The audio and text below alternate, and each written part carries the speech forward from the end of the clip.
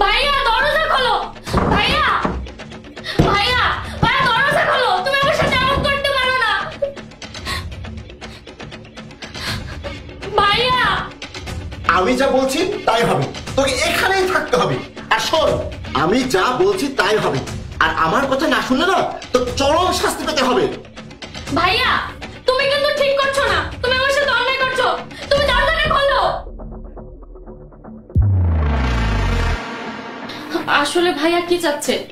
ভাইয়া কি সবটা জেনে বুঝে তোমার কাছে আমাকে দিচ্ছে? হ্যাঁ ম্যাডাম, কিন্তু আমি তার কথা মতো আপনার সাথে কিছু করতে পারবো না। সে যা বলেছে সব অন্যায়। ভাইয়া কি করতে বলেছে? সে আমাকে বলেছে, তুমি আমার কাছ থেকে এ পর্যন্ত কত টাকা নিয়েছো তোমার মনে আছে তো?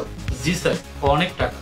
শোনো, আমি তোমাকে এখন যা বলবো তোমাকে কিন্তু তাই করতে হবে, তা না হলে তোমার সব টাকা কিন্তু আজকে আমাকে ফেরত দিতে হবে। তোমার মায়ের অপারেশন কিন্তু হবে না। আমাকে কি করতে হবে স্যার? শোনো, তুমি আমার বোনের বেডরুমে বসে থাকবে, আর আমি আমার বোনকে ওই রুমে ঢুকিয়ে দেব। আমি চাই আমার বোন প্রেগনেন্ট হোক, আর তারপরেই আমার বাবার সব সম্পত্তি আমি পাবো। আপনি সব কি বলছেন স্যার? আপনি আমাকে আপনার বোনের সর্বনাশ করতে বলছেন? এই, তোমাকে এত কিছু ভাবতে হবে না। আর শোনো, সম্পত্তির জন্য আমি সবকিছু করতে পারি।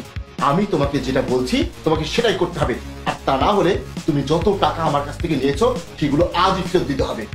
আপনি সামান্য সম্পত্তির জন্য আপনার বোনের সাথে এমন করছেন, আর আমি এমন অন্যায় করতে পারবো না স্যার। তুমি যদি এই কাজটা করো, আমি তোমাকে আরো 50 লাখ টাকা দেবো।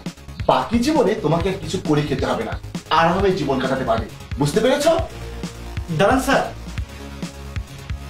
আমি আমার কিডনি বিক্রি করে আপনার টাকা দেব, তবুও এই কাজ করতে পারবো না আমি স্যার। এই চুপ!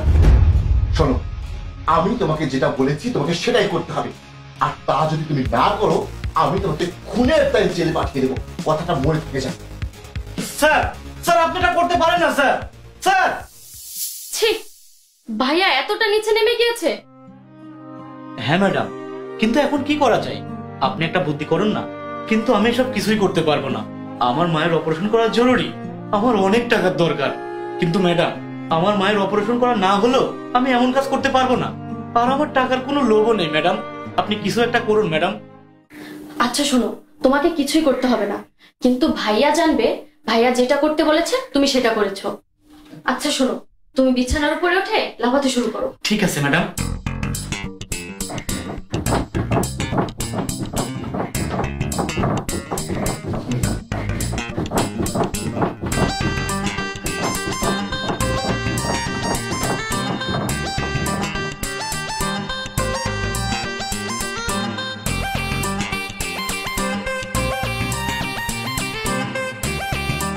বসো।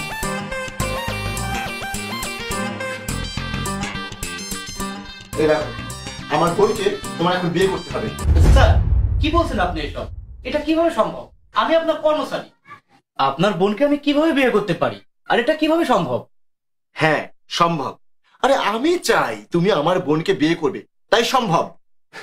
আরে শোনো, তোমার মতো এরকম চরিত্রবান, সৎ, নির্লোভী, এরকম নিষ্ঠাবান ছেলেই তো আমার বোনের জন্য একমাত্র যোগ্য পাত্র। আর কি হয়েছে জানো? শোনো, আমি তো তোমার ছোট্ট একটা পরীক্ষা নিয়েছি যে তুমি কতটা সৎ, কতটা নির্লোভী এবং কতটা চরিত্রবান ছেলে, আর আমার সেই পরীক্ষায় তো তুমি পাশ করে গিয়েছো। শোনো, আমার বোন একমাত্র তোমার কাছেই সুখী থাকবে, নিরাপদে থাকবে। যাও, এই নাও আংটিটা নাও, আমার বোনকে পরিয়ে দাও, যাও। আরে কোনো কিন্তু না। আর শোনো, আমার বোনও সব জানে, আমার বোন তোমার জন্যই অপেক্ষা করছে। যাও যাও, তাতে যাও, যাও যাও।